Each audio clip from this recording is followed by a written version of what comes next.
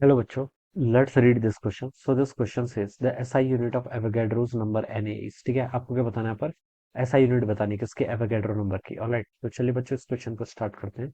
So we can write down the key concept of this question. इस question का बच्चों की कॉन्सेप्ट हम लिख सकते हैं क्या?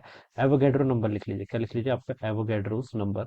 This would be the key concept of this question. ठीक है, ये क्या हो जाएगा आपका? इस क्वेश्चन का की कॉन्सेप्ट हो जाएगा. ठीक है, एवोगैड्रोस नंबर. ठीक है, अब बच्चों देखिए एवोगैड्रो नंबर या फिर एवोगैड्रो कांस्टेंट होता है क्या? This is a number of, देखिए, नंबर ऑफ एंटिटीज जो प्रेजेंट होती है. क्या आती है? किसी one mole of a substance में जितनी नंबर ऑफ एंटिटीज आपकी प्रेजेंट होगी, that is called our Avogadro number. उसे हम क्या बोलते हैं? आपका एवोगैड्रो नंबर. ये आपका एटम से भी हो सकता है, मॉलिक्यूल से भी हो सकता है, आयन से भी हो सकता है, या फिर कोई भी नंबर हो सकता है. ठीक है, जिस भी ग्रुप के टर्म में हम क्या कर रहे हैं, डिफाइन कर रहे हैं, that is called Avogadro number. उसे हम क्या बोलते हैं? आपका एवोगैड्रो नंबर. या फिर इसके डेफिनेशन को अगर हमें लिखना है तो हम लिख सकते हैं कि एवोगैड्रो कांस्टेंट या फिर एवोगैड्रो नंबर क्या होता है? नंबर ऑफ एलिमेंट्री पार्टिकल्स जो प्रेजेंट होती है किसमें? आपकी one mole of a substance. ठीक है, तो हम देखते हैं, लिख सकते हैं इसको नंबर ऑफ एंटिटीज लिख लीजिए. चलिए क्या लिख लीजिए? Number of entities. एंटिटीज के अंदर आपके atoms, molecules, ions, number electrons, protons, कुछ भी लिख सकते हैं. ठीक है, सब क्या हो जाएंगे? आपके प्रेजेंट हो जाएंगे. ठीक है, तो नंबर ऑफ एंटिटीज प्रेजेंट क्या लिख सकते हैं?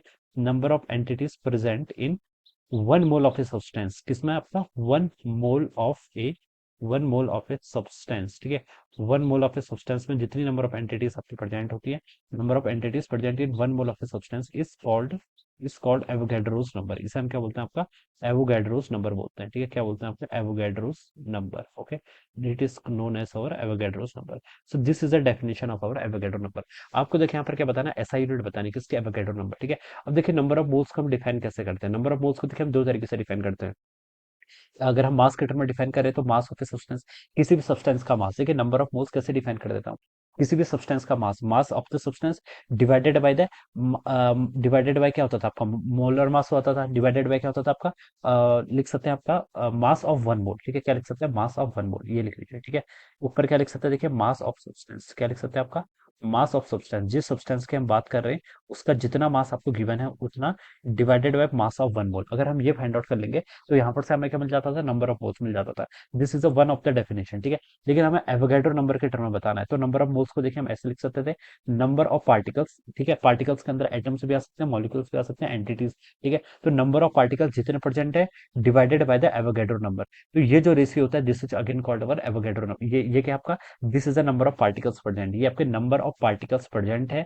और ये एन ए क्या है? आपका एवोगैड्रो नंबर. ठीक है, और ये स्मॉल एन क्या है? स्मॉल एन रिप्रेजेंट कर रहे हैं यहाँ पर आपका क्या? नंबर ऑफ मोल्स रिप्रेजेंट कर रहा है. क्या कर रहा है? Number of moles. ठीक है, तो एन पर वाला जो एन है कैपिटल एन. ठीक है, ये क्या रिप्रेजेंट कर रहा है? Number of molecule. तो इसकी कोई डायमेंशन नहीं होगी. ठीक है, कोई यूनिट नहीं होगी. एन ए क्या है? आपका एवोगैड्रो नंबर. एन ए क्या है? आपका एवोगैड्रो नंबर. मुझे इसके यहाँ पर ऐसा यूनिट बतानी, तो मैं एन ए को देखिए यहाँ पर से क्या लिख सकता हूँ?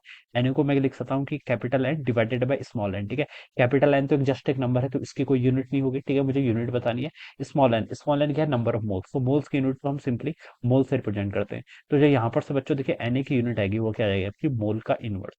This would be the answer. ये क्या हो जाएगी? This would be the unit of the Avogadro number. ये क्या हो जाएगी? आपकी एवोगैड्रो नंबर की आपकी ऐसा यूनिट आ जाएगी क्या? Mole inverse. So this would be the answer of this question. ठीक है, आपको बस यहाँ पर एवोगैड्रो नंबर या फिर नंबर ऑफ मोल्स की डेफिनेशन पता होनी चाहिए. यहाँ से आप इसको क्या कर सकते हैं? डिराइव कर सकते हैं.